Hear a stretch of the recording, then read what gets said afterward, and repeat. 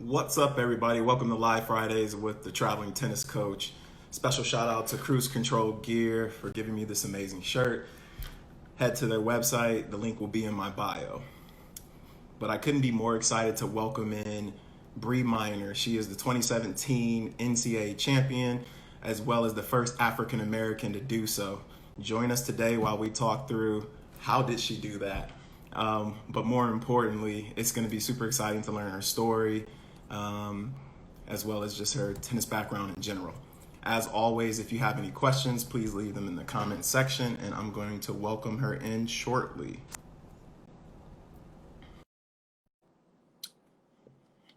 Give it 1 second. Hey, Hi, how are you?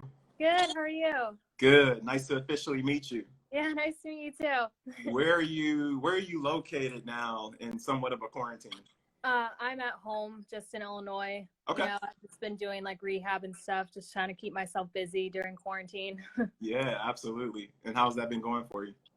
Not bad. I've had some knee issues in the past, and so I've had to step back from tennis for a little bit and just do rehab and recover a lot. So I'm kind of off the court for a little bit now, but it's perfect timing since there's not a lot of tournaments going on right now. Yeah, it's a perfect time to give the body a rest. That's for Yeah. sure.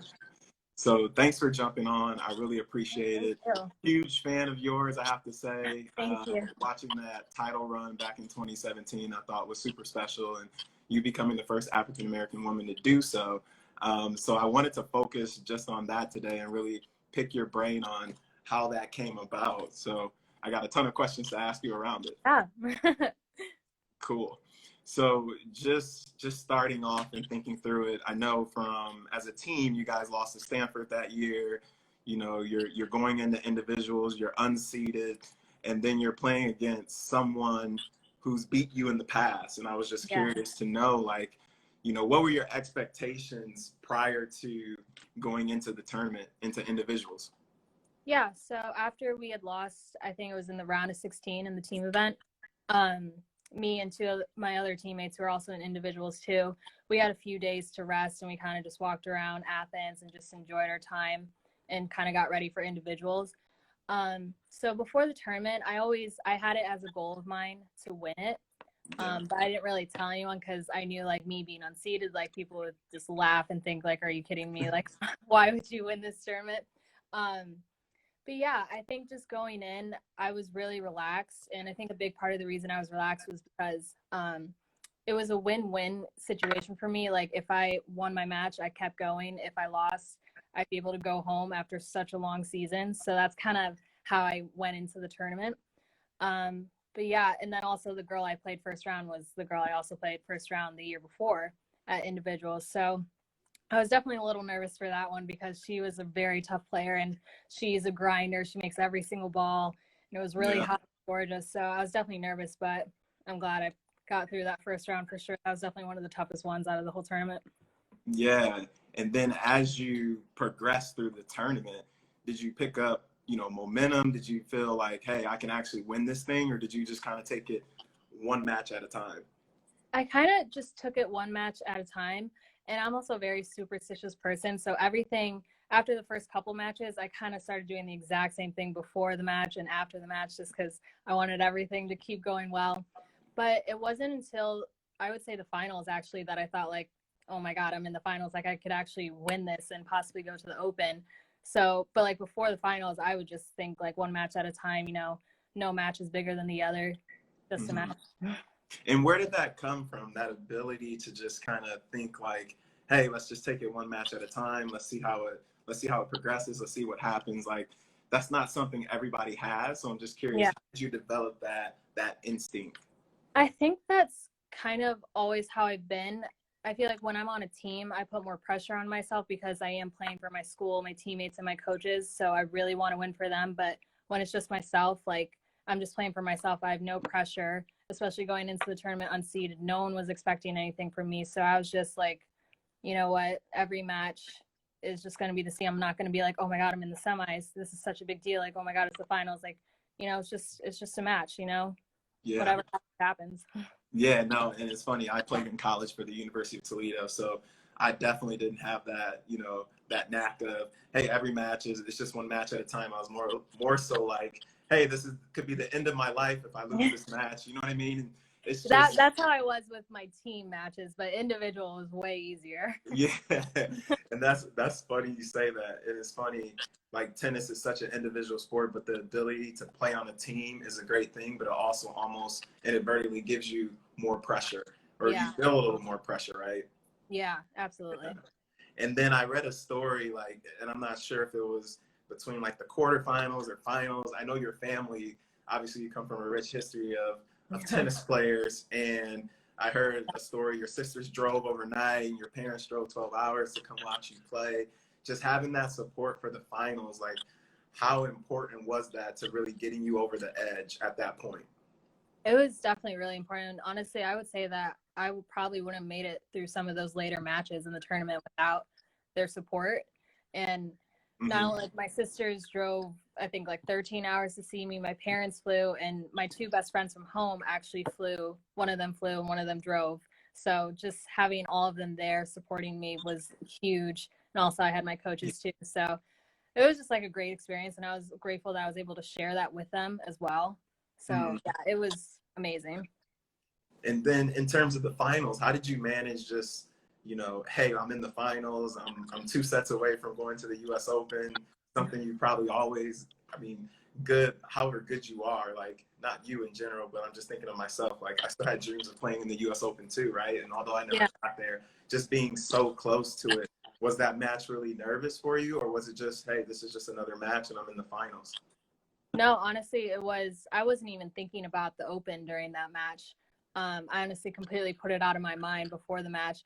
And it was just another match, just because I knew if I would get so in my head and be like, this is the finals, this is actually like big stakes here, that I would just totally mess with my game and mess with all the things that I'd done prior to that match, like doing so well up until that match. But no, I think during that match, it was the 6th day being there in Georgia. It was really hot and I was just exhausted. So honestly, I was just ready for the match to be over. Whether I won or lost. Obviously, I was, preparing myself to win and going to give it my all and everything, but I was very exhausted. Yeah. But no, I just treated it like any other match. Yeah. And I prepared the exact same way I did with all my other matches. And then, even as I think about you treating things as just another match, is that just your mentality going forward? Like, hey, it's just another match. And is that like a calming mechanism you use just to stay calm on the court and just go out and play point by point? Yeah, absolutely. Because like I said, when I get in my head, I would say that tennis is more of a mental sport than it is physical. Absolutely. So I think just like getting in your head can just mess with your game so much. So I really focus on just like, whatever happens, it happens. If I lose this match, I had a great run at NCAAs, I'm proud of myself. If I win, that's awesome too. But, you just try and not make it bigger than it is, because it can really mess with you mentally. Yeah. No, I totally agree with you. I totally agree with you. And just thinking back, like seeing your match point, obviously it's online, so it's not hard to find, but just thinking back to your match point, you see it coming, you see it happening. Are you still tunnel vision, or are you like, okay, this is like one more point and this is going to happen? No, so actually on match point, I was definitely tunnel vision for sure, because it was a deuce point. And again, I was like really tired. So I was like, I need to win this point so I can win this match, and needs to be done now. And I kind of just went for it on that point, because I was so ready to win that match just right then and there. Yeah. That's funny. That's really funny. Were there any times during the course of the tournament where you like truly doubted yourself, or did you, like I said, did you just keep picking up confidence as you went along? No, I would definitely say I kept picking up confidence, because again, like throughout the tournament, I just kept thinking like no one is expecting me to do anything in this tournament. So I had total freedom. I could play free. I could play relaxed. So, and then I kept winning, and then I started beating some seeds. And I was like, oh, wow, like I can actually do this. So I started building up some confidence there. And it just kept going. The momentum kept building and building. And I think confidence is huge, because again, you pick, not just you, but just in life, you pick up steam, and confidence propel you to go a long way. And you can tell a player who's confident versus a player who's not confident. Yeah. From my experience and from playing myself as well.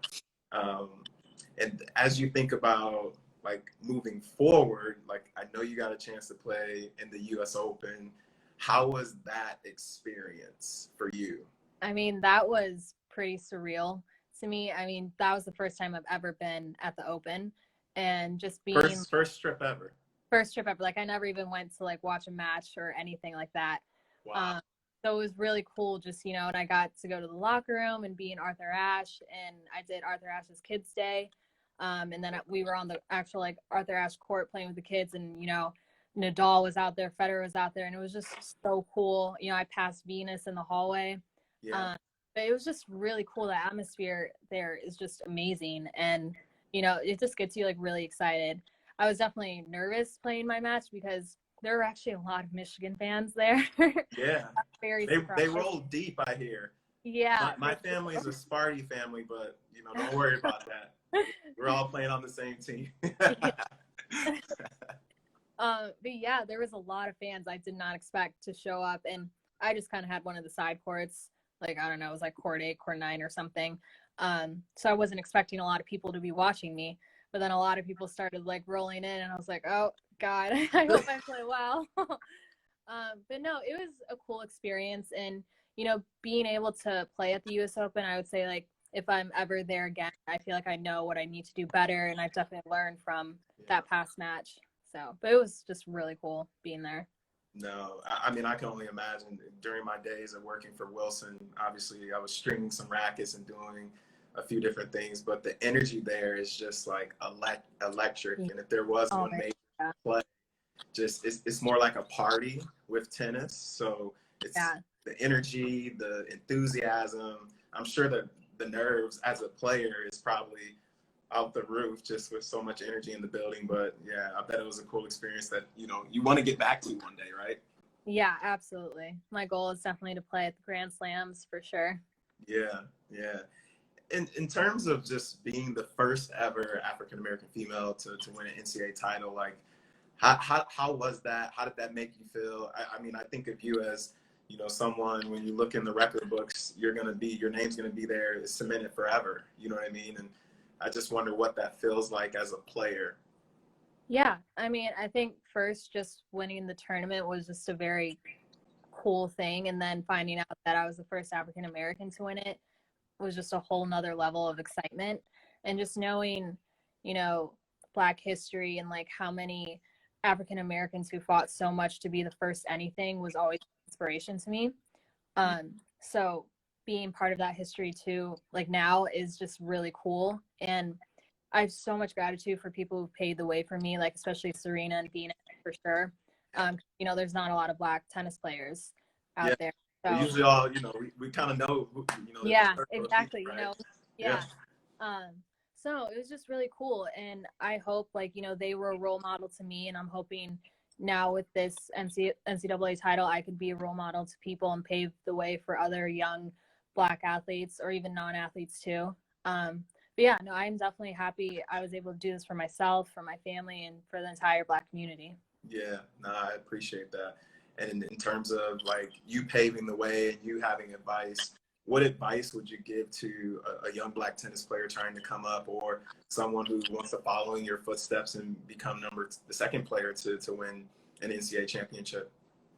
I would just say, like, honestly, you can do whatever you set your mind to, because that's how, when I was younger and I was watching the Williams sisters on TV and I'd see them and I'd watch my sisters play too, I'd be like, if I can do it, or if they can do it, I can do it.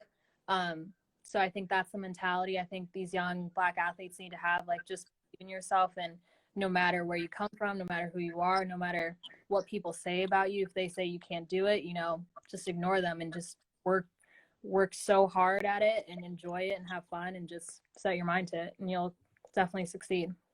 Yeah, no, I really appreciate that, because I think it's one of those things, like, you're going to have bumps in the road. Your back's going to be up against the wall. You're going to have tough times, but you got to push through it. And I think for you especially, like, there's people watching us all, right? No matter what we're doing. So you motivate people that you don't even know is paying attention. And I think that's something really cool. Yeah. Yeah, for yourself. Yeah, no. So last question for you, and then I'll let you, we'll jump off. But so what's next? I know you said you're rehabbing, but I guess as you look towards 2021, which that seems like the time we'll all come back to some sort of normalcy, hopefully. What are your goals? What are you looking to do? Because I know you're young, you're still 22, so you're at the beginning of your career, your journey. Yeah, I'm just starting out, and obviously this summer I was planning to go outside of the US, maybe Europe or Asia, to play tournaments, some lower level tournaments just to start out, but then obviously COVID hit. So right now, I mean, in my opinion, I feel like tournaments won't resume until 2021, but that's just my opinion. But I agree with your opinion. Yeah. I feel like up until then, I'll probably just, finish my rehab and then, just train and get strong. Hopefully my knees will be better by that time. But yeah, I'd just say I'd be training up until 2021. And then I'd start out with the lower level tournaments because I'm not ranked. So I'm just really starting out on the pro tour now. Yeah. But yeah, I'm just hoping to build my way up and hopefully make it to the top. Yeah, no, I appreciate that. And I'm sure you're excited. What excites you about the journey of you were at the top, right, in college, and now you're starting, not from the bottom, but started from the bottom, now you're going back up, right? Yeah. So I'd say in the beginning, I feel like I'm most excited for just traveling and being exposed to different cultures and just seeing different sites. And also just playing different types of players. I'm just excited to see like how my game matches up against people outside of the US. But yeah, I think I'm just excited to travel, see different places, meet different people. But yeah, so I'm pretty excited for that. No, that's great. Well, again, I know it was a short segment, but thanks for coming on. I really appreciate it. I know there's a lot of people rooting for you as well to continue to progress, and I look forward to watching you on the tour when that resumes one day. Yeah. Thank you so much for having me on. No, I really appreciate it, and best of luck. Thank you. All right. Talk to you soon. All right. Bye.